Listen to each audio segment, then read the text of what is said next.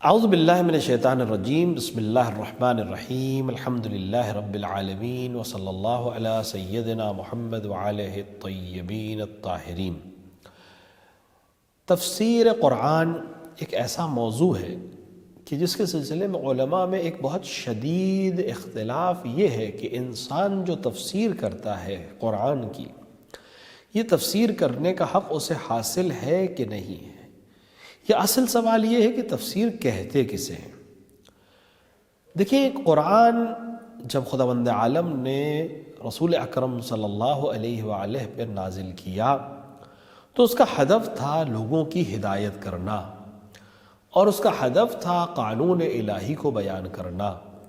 اور اس کا ہدف تھا لوگوں کے لیے عقائد و احکام و ان کی زندگی سے مربوط ہر وہ چیز جو ہدایت کے لیے ضروری ہے اور بشر کے کمال تک پہنچنے کے لیے ضروری ہے، وہ قرآن کے ذریعے سے آیات الہیہ کی شکل میں قلب پیغمبر پر نازل کی جائے۔ قرآن کے اندر اگر ساری باتیں بالکل واضح ہوتی، ہر لفظ کے معنی بالکل واضح ہوتے تو شاید اتنا بڑا مسئلہ نہیں ہوتا، لیکن قرآن میں بہت سی چیزیں رموز تھیں، رمز کی طرح سے آئی تھیں۔ کچھ چیزیں ایسی تھیں جو بہت واضح تھیں، کچھ چیزیں ایسی تھیں جن کے لیے دوسری آیات کو دیکھنا اور سمجھنے کی ضرورت تھی، اور کچھ چیزیں ایسی تھیں جو بالکل ایک بشر کی سمجھ سے باہر تھیں۔ اس کو صرف اور صرف وہ لوگ جو واقعاً عالم قرآن تھے وہ بتا سکتے تھے۔ لہٰذا اگر کوئی چیز ظاہر قرآن بالکل واضح ہے تو اس کے لیے علماء کہتے ہیں یہ تفسیر ہی نہیں ہے، یہ تو معنی ہے اور ظاہر معنی ہے، اس پہ عمل کرنا ہے۔ اور وہ چیز جو بالکل ظاہر نہیں ہے اس کی تفسیر اگر کوئی انسان بغیر ان لوگوں کی ہدایت کے جن کے پاس واقعاً علم قرآن ہے اگر تفسیر کرے تو یہ تفسیر بھی رائے ہوگی جو بھی منع ہے۔ لہٰذا خلاصہ یہ ہے کہ انسان جو بھی تفسیر قرآن بیان کرنا چاہتا ہے وہ اس وقت قابل قبول ہے جب یہ تفسیر اہل بیت علیہ السلام کی فرمائشات اور ارشادات کے مطابق ہوں، یعنی اگر انہوں نے قرآن کی تفسیر میں یہ جملہ کہا ہے تب وہ ہمارے لیے قابل قبول ہے، ورنہ ہر شخص کی بات ہمارے لیے قابل قبول نہیں ہے۔ تو قرآن مجید رسول اکرم صلی اللہ علیہ وآلہ کے قلب اطہر پر 23 برس کی مدت میں نازل ہوا۔ قرآن جو نازل ہوا تو قرآن پاروں کی شکل میں نہیں تھا، قرآن آیت اور سوروں کی شکل میں تھا۔ پیغمبر اکرم کے قلب اطہر پر جو یہ آیات نازل ہوتی تھیں، کبھی یہ وحی کے اس طریقے سے آتی تھی جو ایک عام طریقہ، یعنی جبرائیل آیت کو لے کر پیغمبر کے سامنے آتے تھے، آیت کی تلاوت کرتے تھے اور پیغمبر اس آیت کی دوبارہ دہراتے تھے۔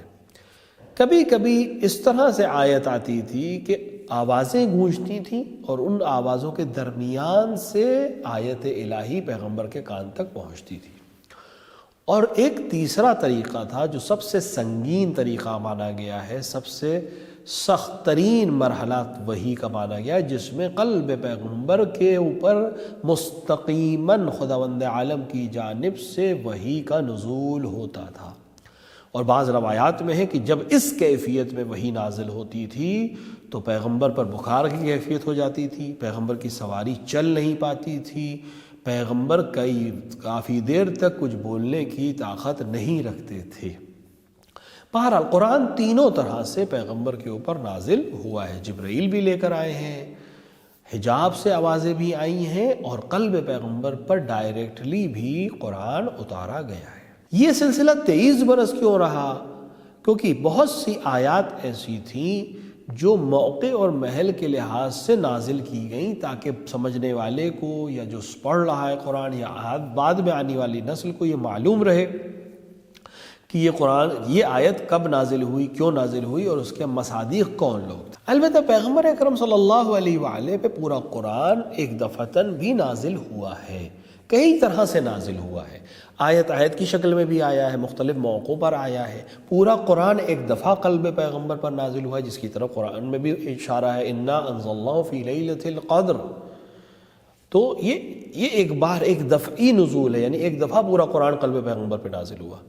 اور ایک طریقہ اور تھا، وہ یہ کہ سال بھر میں جتنی آیات جبرائیل لے کر آتے تھے ان کو سال میں ایک بار دہراتے تھے، یعنی جتنی آیتیں سال بھر میں آتی تھیں ان کو ایک بار جناب جبرائیل دہراتے تھے سال کے آخر میں، کہ جیسا کہ بعض روایات میں ہے کہ پیغمبر اکرم نے اپنی شہادت سے کچھ دن پہلے یہ بیان فرمایا کہ جبرائیل ہر سال ایک بار میرے پاس ساری آیتیں لے کر آتے تھے، اس بار 2 بار آئے ہیں، اس سے معلوم ہوتا ہے کہ میرا وقت قریب آ چکا ہے۔ بہرحال کئی طرح سے قرآن نازل ہوا اور قلب پیغمبر پر نازل ہوا۔ قرآن کی جمع کے سلسلے میں بھی تھوڑا سا اختلاف ہے، بعض کا نظریہ یہ ہے کہ قرآن پیغمبر کی زندگی میں جمع نہیں ہوا تھا اور بعد شہادت پیغمبر اس کو جمع کیا گیا، اور مختلف لوگ اس کا کریڈٹ لیتے ہیں، لیکن جو اصل اور حقیقت ہے وہ یہ ہے کہ پیغمبر اکرم صلی اللہ علیہ وآلہ کی زندگی میں قرآن کتاب کی شکل میں مرتب ہو چکا تھا، کیونکہ پہلی بات تو یہ اس کی دلیل جو علماء دیتے ہیں وہ یہ کہ پیغمبر اکرم صلی اللہ علیہ وآلہ نے فرمایا کہ میں تمہارے درمیان 2 گراں قدر چیزیں چھوڑ رہا ہوں، ایک کتاب اللہ کی کتاب اور دوسری میرے اہل بیت۔ کتاب تبھی کسی چیز کو کتاب کہا جاتا ہے جب وہ دفتین یعنی 2 جلدوں کے درمیان اکٹھا کی جا چکی ہو، لہٰذا اگر یہ الگ الگ صفحے ہوتے تو اس کو کتاب نہیں کہا جاتا۔ دوسری بات یہ ہے کہ پیغمبر اکرم سے بہت سی حدیثیں مروی ہیں جس میں آپ نے فرمایا کہ جس نے ختم قرآن کیا اس کے لیے مثلاً اتنا ثواب ہے۔ تو ختم قرآن تبھی امکان ہے جب قرآن پوری طرح سے موجود ہو، اگر ختم قرآن کا مطلب اول سے لے کر آخر قرآن تک پڑھنا، تو ختم قرآن تبھی امکان میں ہے جب پورا قرآن کسی کے پاس شکل میں کتاب کی شکل میں موجود ہو۔ تو یہ اور بھی بہت سی دلیلیں ہیں جو علماء دیتے ہیں کہ قرآن پیغمبر کی زندگی میں ہی جمع ہو گیا تھا۔ اب ایک چیز اور آخر میں آج کے درس کو ختم کرتے وہ یہ کہ پھر ایک سوال ہوتا ہے کہ امیر المؤمنین علیہ الصلوۃ والسلام نے پھر کون سا قرآن جمع کیا تھا بعد شہادت پیغمبر؟ امیر المؤمنین علی بن ابی طالب علیہ الصلوۃ والسلام اس شخصیت کا نام ہے جو پہلی آیت کے نازل ہونے سے لے کر آخری آیت کے نازل ہونے تک پیغمبر اکرم کے ساتھ تھے، لہٰذا ہر آیت کے نزول کے وقت آپ وہاں موجود تھے، اور پیغمبر اکرم جب بھی آیت الہی کی تلاوت کرتے تو امیر المؤمنین اس کو لکھتے تھے، ساتھ ہی امیر المؤمنین وجہ نزول بھی لکھتے تھے، شان نزول بھی لکھتے تھے، اور اس کی بعض تفاسیر اور تعویلات کو بھی لکھتے تھے۔ یہ ایک ایسا کام تھا جو پیغمبر کی زندگی میں ہی امیر المومنین انجام دے رہے تھے، بعد پیغمبر آپ نے اس کو پوری طرح سے مرتب کیا کچھ دن میں، کہ اول سے لے کر آخر قرآن تک پورا قرآن متن قرآن، ہر آیت کی تعویل، ہر آیت کی تفسیر، ہر آیت کا سیاق و شباق، اور ہر آیت کی تعویل، یہ امیر المومنین علیہ السلام نے جمع کر دی، اور اس کو لے جا کر آپ نے غاصبین خلافت کے سامنے پیش بھی کیا۔ ظاہر ہے کہ اگر وہ لوگ اس کتاب کو قبول کر لیتے تو اس میں ان کے مزاج کے خلاف بہت سی آیات کی تعویل و تفسیر میں وہ لوگ جو آج حکومت حاصل کر تخت پہ بیٹھے تھے ان کے خلاف بہت سی چیزیں اس میں مل جاتی، لہٰذا انہوں نے امیر المومنین کی لائی ہوئی اور جمع کردہ اس قرآن کو قبول نہیں کیا۔ تو امیر المومنین علیہ السلام نے کہا کہ ٹھیک ہے، اگر تم اسے قبول نہیں کرتے تو پھر یہ اب ہم اہل بیت کے درمیان محفوظ رہے گا، سر رہے گا، جب تک ہمارا قائم ظہور نہ کرے۔ لہٰذا یہ قرآن کوئی الگ سے قرآن نہیں ہے، بلکہ وہی قرآن ہے، لیکن اس کے ساتھ کچھ چیزیں اضافی ہیں۔ کیا؟ تعویل، تفسیر اور شان نزول۔